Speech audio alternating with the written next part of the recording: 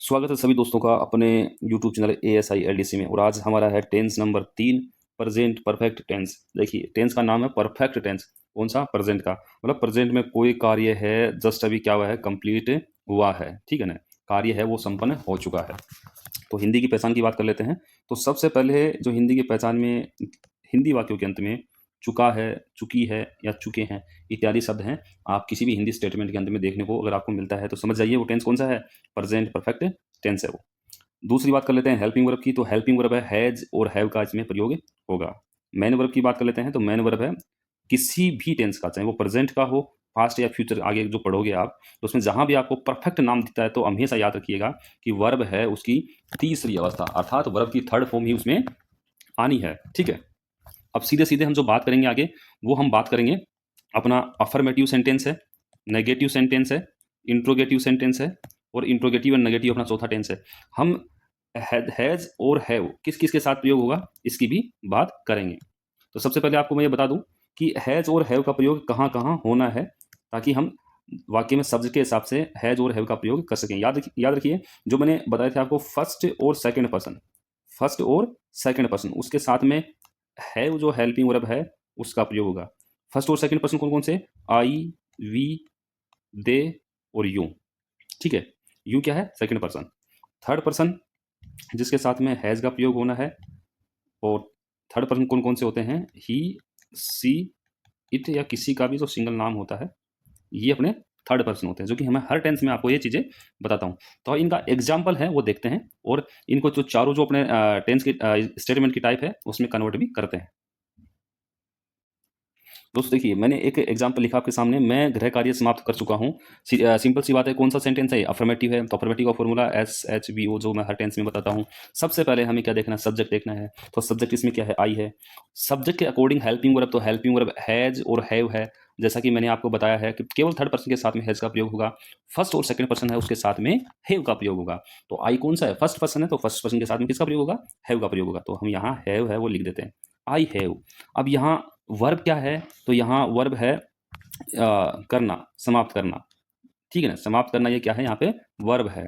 तो समाप्त करना, पूर्ण करने के लिए क्या क्या स्पेलिंग यूज होगी? तो फिनिश होगी। फिनिश होगी, FINES, फिनिश होगी। थोड़ा ठीक से लिख देता हूँ इसको मैं,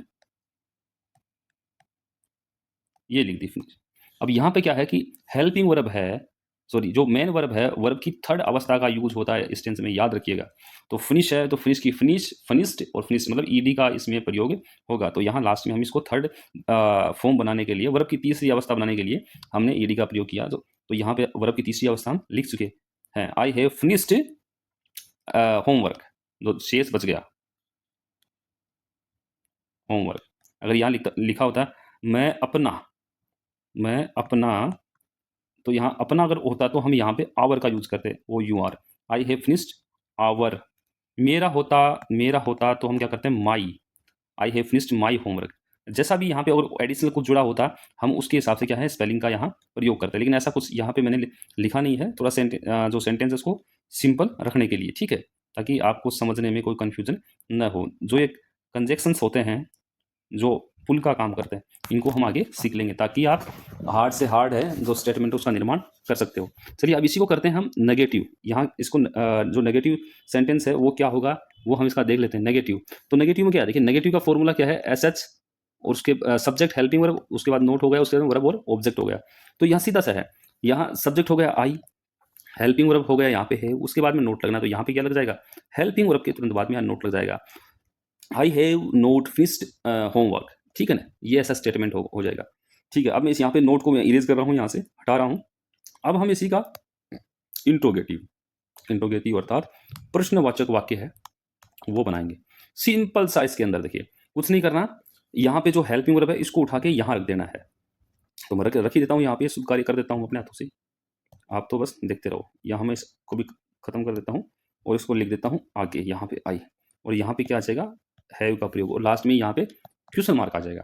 ये इंट्रोगेटिव जो सेंटेंस होता है उसमें हेल्पिंग वर्ब फर्स्ट में, तो लास्ट में क्वेश्चन मार्क आना ही आना है, इस बात का पक्का ध्यान रखिएगा। अगर इसी को मैं इंट्रोगेटिव एंड नेगेटिव में चेंज करता हूं तो क्या करना है? फॉर्मूला क्या है भाई? इंट्रोगेटिव है तो हेल्पिंग वर्ब तो पहले आनी है, HS helping verb, subject plus note plus verb plus object, simple सा है। तो यहाँ पे सब्जेक्ट के अकॉर्डिंग हेल्पिंग वर्ब आती है, तो सब्जेक्ट आई है तो यहाँ पे हेल्पिंग वर्ब है हो गई। अगर यहाँ पे सब्जेक्ट चेंज होता, अगर ही वगैरह होता तो यहाँ पे हेल्पिंग वर्ब है आ जाती है, सिंपल सा है। कोई इसमें नहीं, मैं केवल एक स्टेटमेंट को आपको लेके समझा रहा हूँ ताकि आपको अच्छे से समझ में आए। तो यहाँ पे क्या होगा, हेल्पिंग वर्ब हो गई हैव, सब्जेक्ट हो गया आई, उसके बाद नोट लगना है तो यहाँ नोट लग जाएगा, और वर्ब और ऑब्जेक्ट सेम, बाकी जो टेंस है, बाकी स्टेटमेंट है वो एज इट इज रहेगा, सेम रहेगा। तो क्या हो गया, I have note finished homework, कि क्या गृह कार्य समाप्त नहीं हो चुका है, या क्या, इसको कैसे भी स्टेटमेंट है ना, इसको कैसे भी बोल सकते हो, क्या क्या मैंने अपना गृह कार्य समाप्त नहीं किया है, नहीं किया है, नहीं किया है या चुका है, सेम ही बात है यहाँ पे, ठीक है ना।